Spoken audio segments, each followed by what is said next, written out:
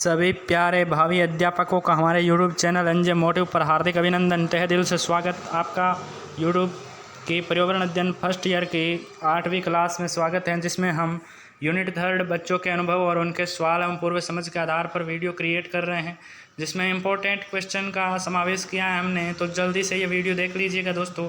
BSTC first year के लिए very important video है। अगर पसंद आए तो लाइक करना और अपने दोस्तों के साथ शेयर करके उनकी भी हेल्प करना।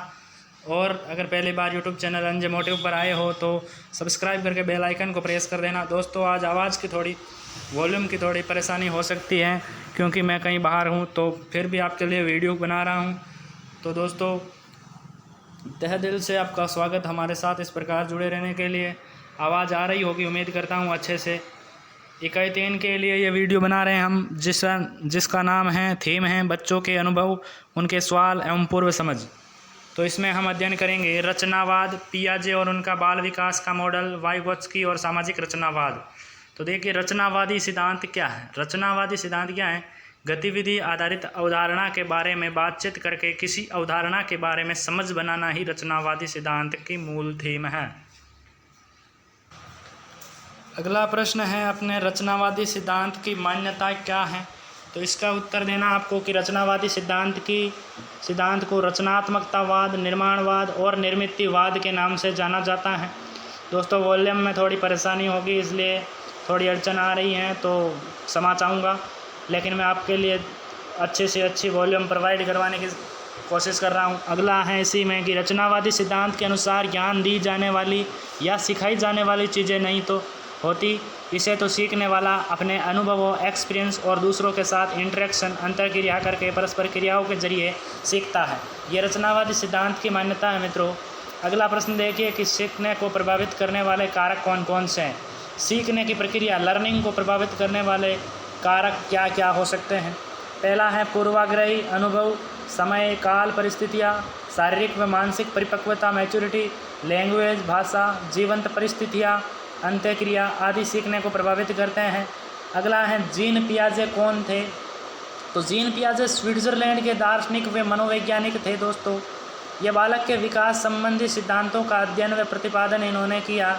इनका संज्ञानात्मक विकास का सिद्धांत आज मनोविज्ञान में बड़े ही गौरव के साथ इनका नाम लिया जाता है, इस सिद्धांत के चलते।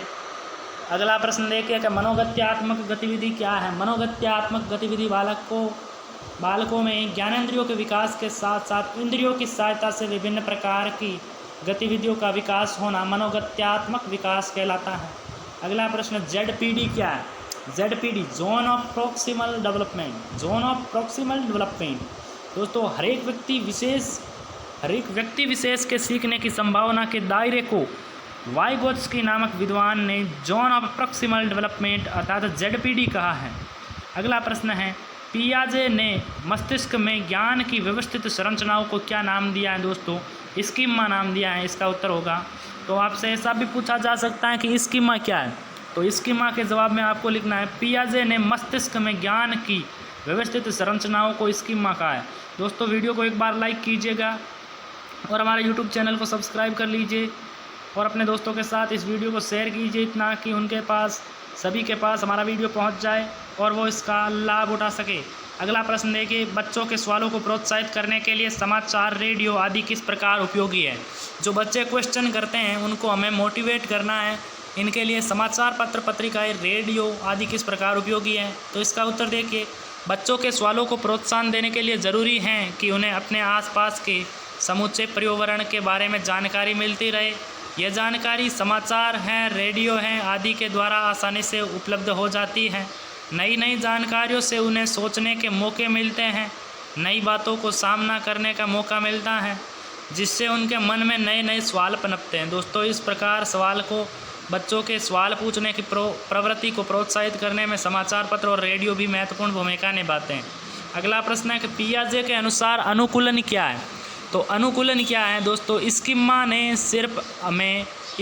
ने सिर्फ हमें पर्यावरण के साथ अंतःक्रिया करने के मौके देती है, बल्कि पर्यावरण के अनुसार खुद को ढालने में भी मदद करती है। इसे ही पियाजे द्वारा अनुकूलन कहा जाता है। तो दोस्तों ये महत्वपूर्ण परिभाषा थी। पियाजे द्वारा अनुकूलन की परिभाषा दी गई इस प्रकार, तो इससे ही अनुकूलन कहा गया। और अनुकूलन दो अलग अलग तरीक़ों से होता है दोस्तों। कैसे? एक तो व्यक्ति आत्मसात कर लेता है, किसी चीज़ को अपने अंदर समाहित कर लेता है उसका, या फिर किसी के साथ एडजस्टमेंट कर लेता है, समायोजन कर लेता है। अगला है अनुकूलन की प्रक्रिया का आधार क्या है।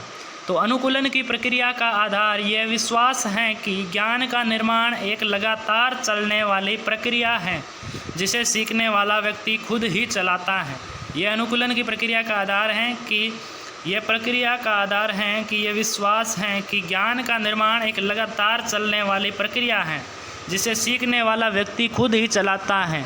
दोस्तों वीडियो को पूरा देखना, स्किप बिल्कुल ना करें, तो आधा अधूरा नहीं देखें, क्योंकि आधा अधूरा ज्ञान बहुत खतरनाक होता है।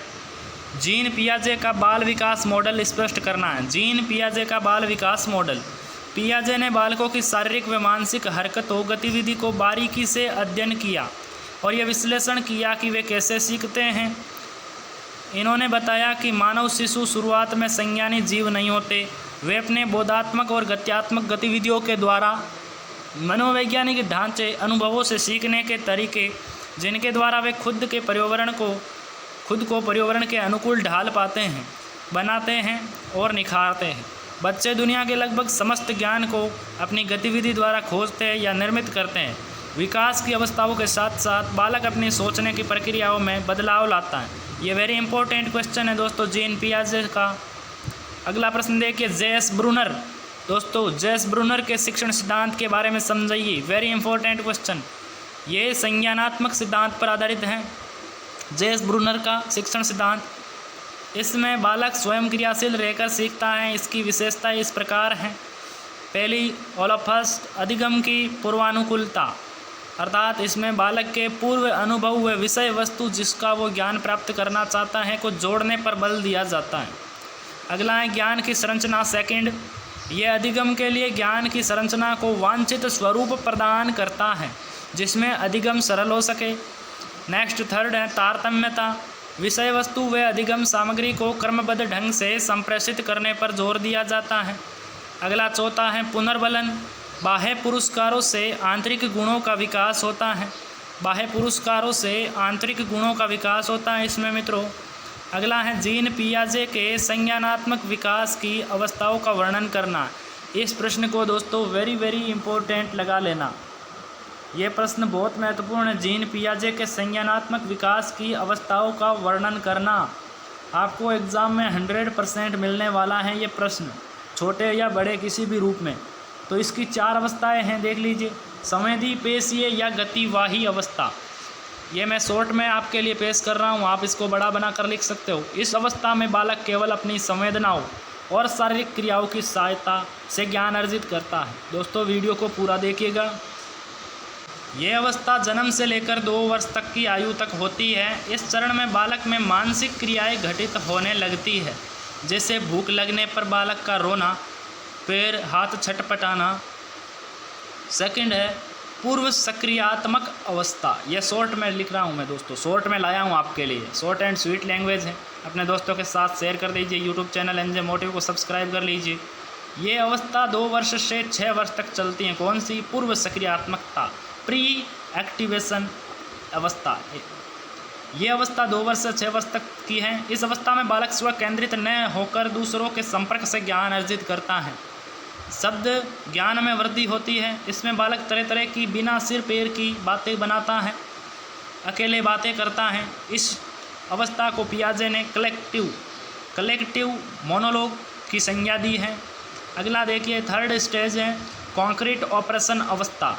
यह अवस्था 7 वर्ष से 11 वर्ष तक होती है। इसमें विभिन्न मानसिक परिवर्तन होते हैं। इसमें देखिएगा कि वस्तुओं के बीच पहचान करने की क्षमता का विकास होता है। चिंतन करता है बालक क्रमबद्ध और तर्क संगत रूप से, और वस्तुओं का बीच विभेदीकरण को समझने लगता है, वस्तुओं के बीच विभेदीकरण करने लगता है। नेक्स्ट है फॉर्मल ऑपरेशन अवस्था। फॉर्मल ऑपरेशन अवस्था अर्थात अमूर्त संक्रियात्मक अवस्था है ये। इसमें बालक अमूर्त वस्तुओं के संपर्क में आता है। यह अवस्था 11 वर्ष से 15 वर्ष के बीच की अवस्था है। सभी संप्रदायों का समुचित विकास हो जाता है। इसे अमूर्त संक्रियात्मक अवस्था भी कहते हैं। भाषा संबंधी योग्यता विकसित होते हैं। इसमें विचारने सोचने की क्षमता का विकास होता है। अवलोकन तर्क व समझ का विकास होता है। चिंतन करने की क्षमता बढ़ती है। इस अवस्था में बालक मूर्त नहीं अमूर्त बन जाता है। वह अमूर्त चीज़ों के बारे में सोचने लगता है, अमूर्त रूप से व्यवहार करने लगता है। और इस अवस्था में बालक की बौद्धिक शक्तियों का भी विकास होने लगता है। बौद्धिक मैच्योरिटी परिपक्वता आने लगती है। दोस्तों बहुत ही शॉर्ट एंड स्वीट लैंग्वेज का प्रयोग किया है। अपने दोस्तों के साथ शेयर कर दे। यूट्यूब चैनल एनजे मोटिव को सब्सक्राइब कर दे। तो अगला देखिए कि वाइगोत्स्की के सामाजिक रचनावाद के सिद्धांत को स्पष्ट करना है। वाइगोत्स्की विद्वान हैं जिनके सामाजिक रचनावाद के सिद्धांत को स्पष्ट करना है हमें। वाइगोत्स्की ने बताया कि बालक के मानसिक विकास में सामाजिक कारकों का महत्वपूर्ण योगदान है। वाइगोत्स्की ने बताया कि बालक के मानसिक विकास में सामाजिक कारकों का महत्वपूर्ण योगदान है।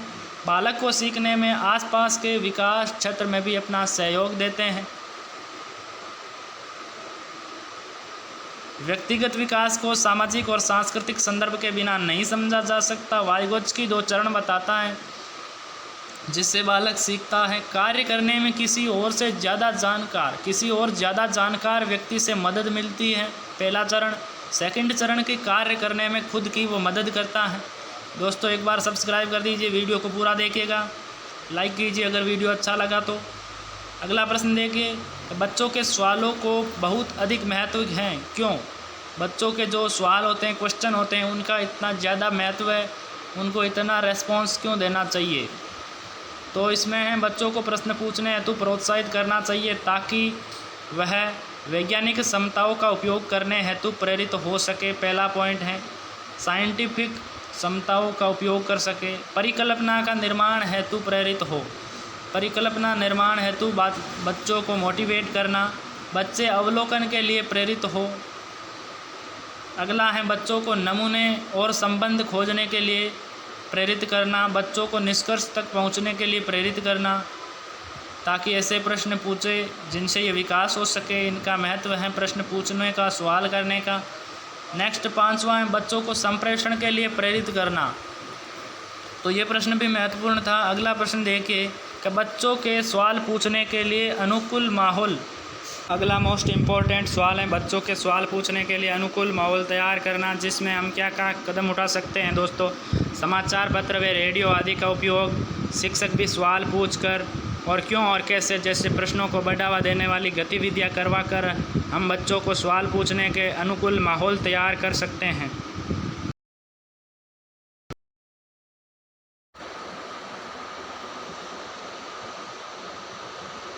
तो दोस्तों यहाँ तक हमने देख लिया था कि बच्चों को किस प्रकार सवाल पूछने के लिए प्रोत्साहित करना है। तो आगे देखिए कि बच्चों को सवाल के उत्तर देते वक्त हम किन किन बातों का ध्यान रखें ताकि बच्चों का ज्ञानात्मक विकास हो, बच्चे और अधिक समझ सके प्रश्नों को, समाज को, हर एक चिंतन कर सके, विकास हो, उनकी बौद्धिक शक्ति का विकास हो। तो बच्चों को सवाल के उत्तर देते वक्त हमें इन बातों का ध्यान रखना चाहिए कि अनुभव लेने का महत्व है। हम सवाल के उत्तर देते वक्त अनुभव का महत्व प्रकट करें। फिर उत्तर की दिशा में दिए गए निर्देश, उत्तर की दिशा के लिए निर्देश दे, पहले प्रत्यक्ष तौर से उत्तर ना दे, पहले संकेत दे ताकि बच्चे उत्तर ढूंढ सके। फिर जवाब में पिरोया अगला सवाल। जवाब इस ढंग से देना कि बच्चे अगला सवाल पूछे, अगला प्रश्न पूछने के लिए प्रेरित हो। तो यह था अपना पर्यावरण अध्ययन शिक्षण का वीडियो। कैसा लगा दोस्तों अवश्य बताना, कमेंट बॉक्स में कमेंट करना, और अच्छा लगा तो लाइक कीजिएगा और अपने क्लासमेट्स दोस्तों के साथ इस यूट्यूब चैनल एनजे मोटिव को शेयर कीजिएगा, इस वीडियो को शेयर कीजिएगा और उन तक पहुंचाइएगा। अगर पहली बार हमारे चैनल पर आए हो तो सब्सक्राइब करके बेल आइकन को प्रेस कर देना ताकि आने वाला हर एक लेटेस्ट वीडियो का नोटिफिकेशन आपके पास पहुंच जाए। वीडियो देखने के लिए धन्यवाद दोस्तों। आपका तहे दिल से हार्दिक आभार प्रकट करता हूं मैं। जय हिंद, जय भारत।